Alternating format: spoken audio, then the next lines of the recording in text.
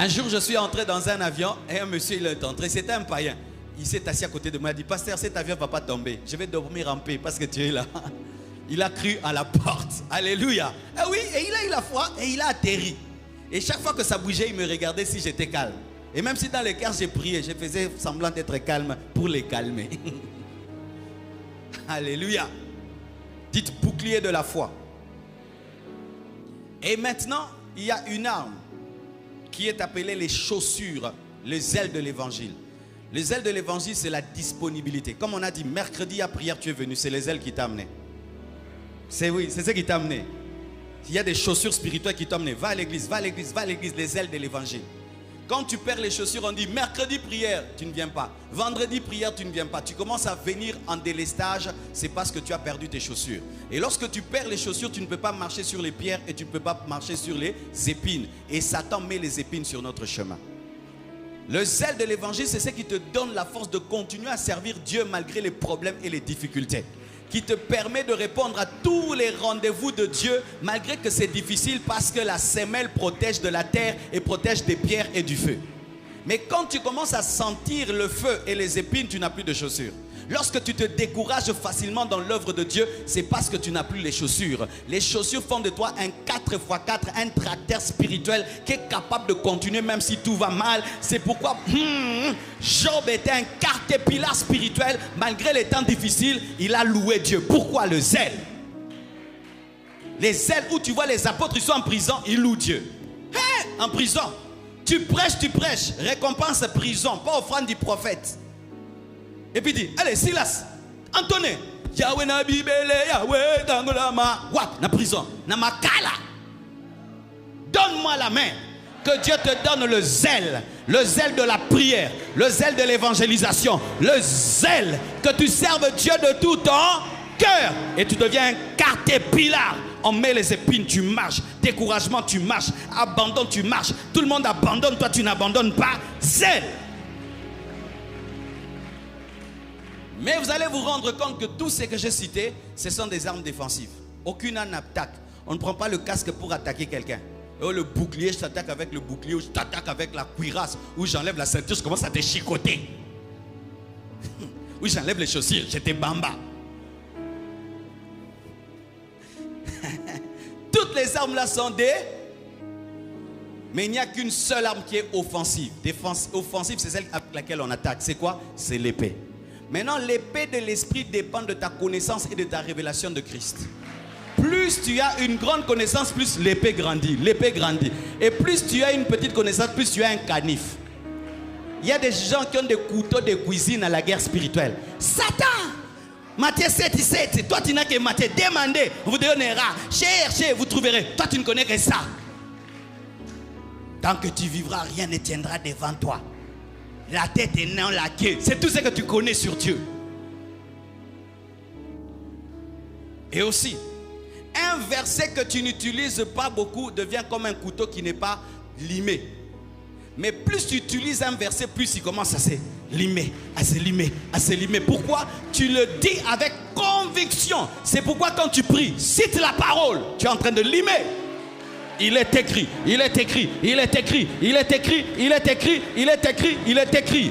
Lis la Bible, aime les enseignements. Lis la Bible, aime les enseignements, ça allonge l'épée. Et puis tu as une épée de 1000 kilomètres. Tu prêches ici, les gens sont convertis partout dans le monde. Laser. Mais oui, on a des lasers spirituels. Tous ceux qui font là, ils nous imitent. Si tu vois les anges, ils ont des lasers, des épées en feu. C'est quoi? C'est pas les lasers. Les choses là qu'ils font là, Sangoku, tout ça, ils imitent. Quand Adam et Ève ont péché et ils ont été chassés, ils ont vu quoi? Des chérubins avec quoi? Des épées en feu. C'est pas les lasers. Tu as déjà vu une épée en feu? C'est pas les lasers de Dieu. Et plus tu connais la parole, plus tu as la foi dans la parole, plus tu as la révélation de la parole, ton épée grandit. Ton épée grandit. C'est pourquoi quand Pierre a prêché 3000 conversions, et Père Moulaï, comment tu peux prêcher sans micro, sans baffle? 3000 personnes se convertissent sans compter les femmes. Et les femmes sont souvent plus nombreuses que les hommes. Donc il y avait au moins 9000 personnes converties sans baffe. C'était quoi? Laser. Et c'est ça, l'arme défensive. Mais tu vas remarquer que cette arme ne protège pas le dos. Parce que Dieu n'a pas prévu que tu fuis. Il n'y a pas la cuirasse du dos. Toutes les armes protègent devant. Parce que Dieu attend que tu avances.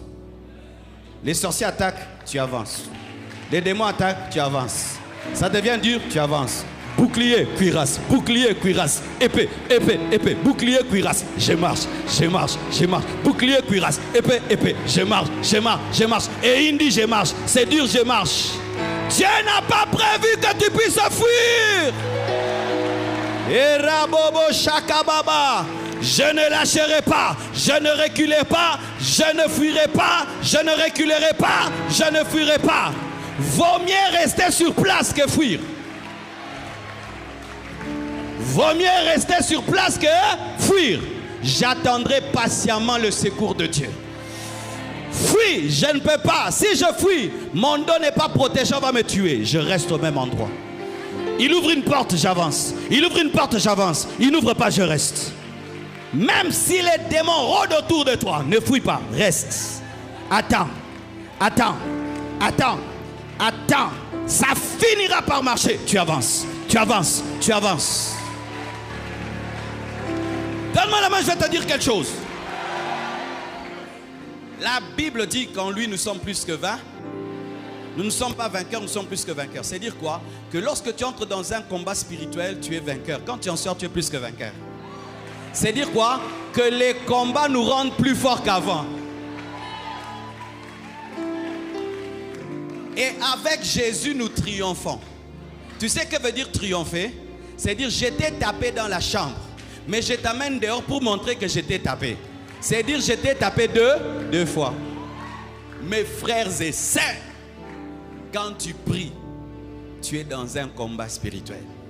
Maintenant, Dieu nous a fermé les yeux pour qu'on ne soit pas orgueilleux. Si Dieu commence à nous montrer, c'est que c'est parce qu'on prie. Osa fier moko. Oh, hey, je te dis. Un jour, j'étais assis ici à côté d'un homme de Dieu.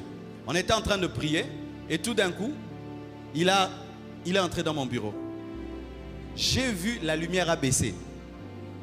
J'ai regardé si on a éteint les lampes. Non, il était parti. Donc sa présence éclairait la salle. Et je lui ai dit, tu sais que quand tu t'es déplacé là, la lumière a baissé. Tu vis avec une lumière. Il fallait que je lui dise pour que, à sentir. Quand tu pries, il y a des anges qui montent et qui descendent. Quand tu pries, il y a des armes autour de toi. S'il y a des revolvers physiques, il y a des revolvers spirituels. S'il y a des bombes atomiques, il y a des bombes spirituelles. Où je prie, tout un pays est converti. Et ça bombe, et ça bombe. C'est pourquoi quand tu pries, frère, sois concentré. Même si tu ne sens pas, même si tu ne vois pas, des choses se passent. Le diable a peur quand tu pries. C'est pour qu'il vient avec des pensées, des choses. Plus tu es combattu dans la prière, plus tu dois prier parce que ça prouve que le diable a peur. Que Dieu vous bénisse. Prions à présent.